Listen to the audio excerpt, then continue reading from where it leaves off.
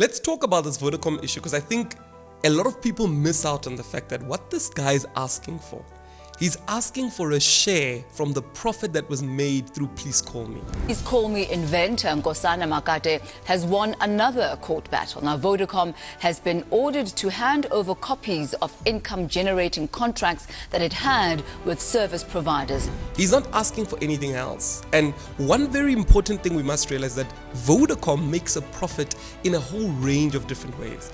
I mean, the data prices, just looking at the prices they charge for data in this country, they've made so much and continue to make so much. This guy's just asking for a share of what they made from one service, a service that no longer actually is being used, Please Call Me. And they are literally dragging him to court. We've seen this happen before. Big corporates have enough money to drag an individual to court. What this guy needs to do every time he goes to court, he needs to loan money, he needs to find lawyers, he needs to explain himself, he needs to go through all these hurdles to get money from an invention that he created. Vodacom has been ordered to pay. So this guy sits there at Vodacom, comes up with an idea. Yeah. You know, let's do a new feature called like a Please Call Me. You know how that works. And then apparently he never got paid.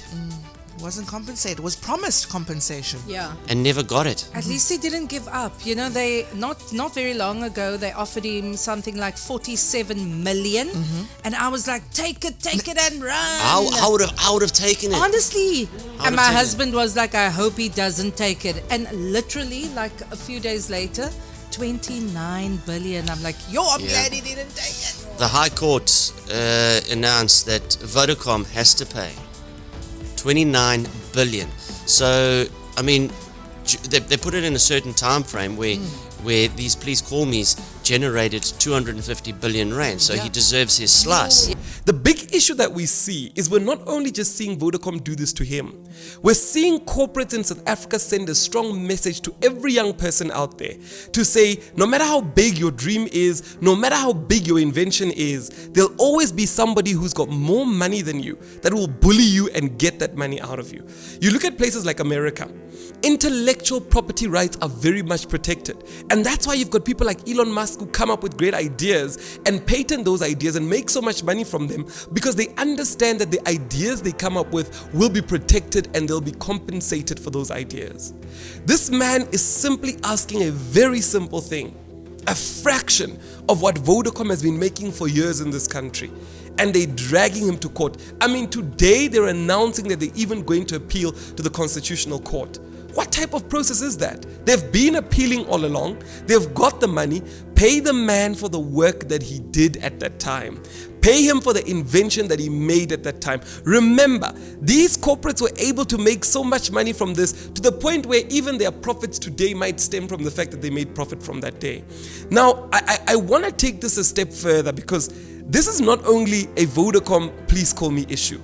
This is an issue of corporates in South Africa abusing the public because they're politically connected.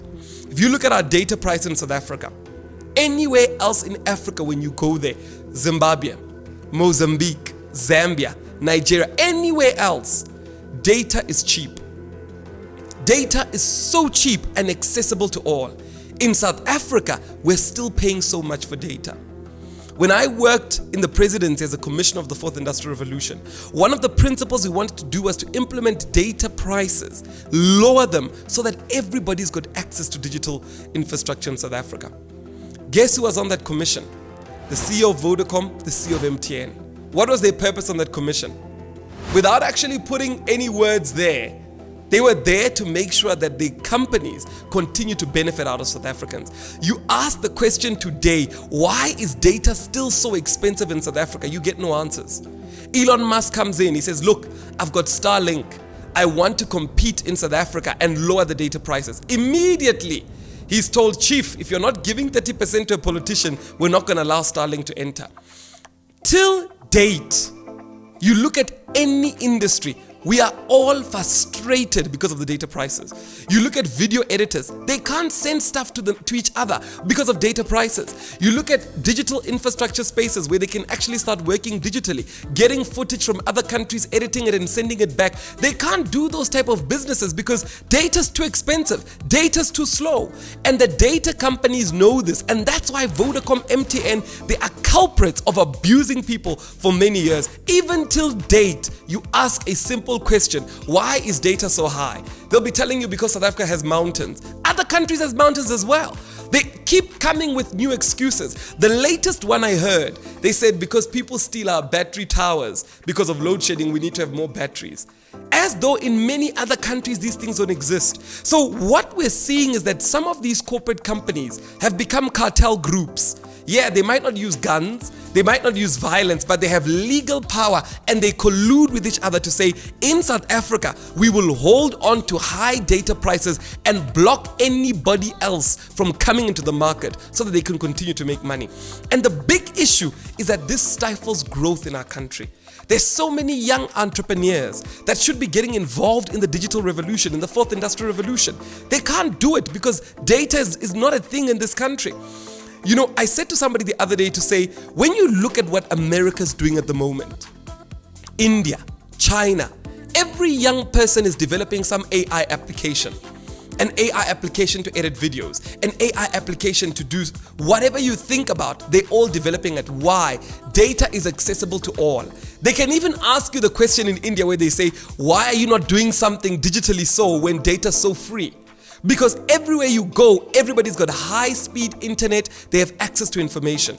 You come to South Africa, you ask what are young people doing, the first thing they will tell you is that where am I going to get money to buy the data? Our young people are not even informed because data is not accessible to them.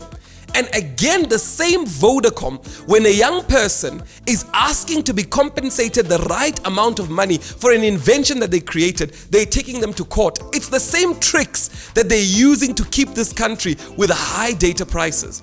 And it's important that we must send a strong message to say these sort of companies are companies that for years have stifled growth in our nation. It needs to be clear to say companies that are abusing our people in our country, we must stand up and begin to say we will not support them. And I know at the moment you might be saying to me, but Mpho, when you say you're not going to support Vodacom, what network are you going to use? You're very right. But we need to understand that the times are changing and the government is changing.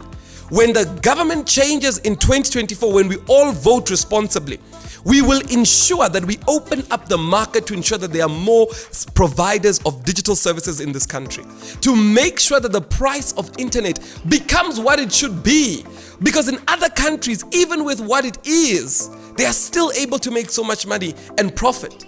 So it's important that we begin to see the enemies of progress and we deal with them, because the way that they keep doing this is because they are connected to the politically connected. And we even fear that when this court case gets to the Constitutional Court, we fear that it might just come up with a new ruling because it's a cartel that they've been functioning for many years and making so much money. So it's important that we vote correctly to ensure that these sort of systems, we put an end to them in Africa.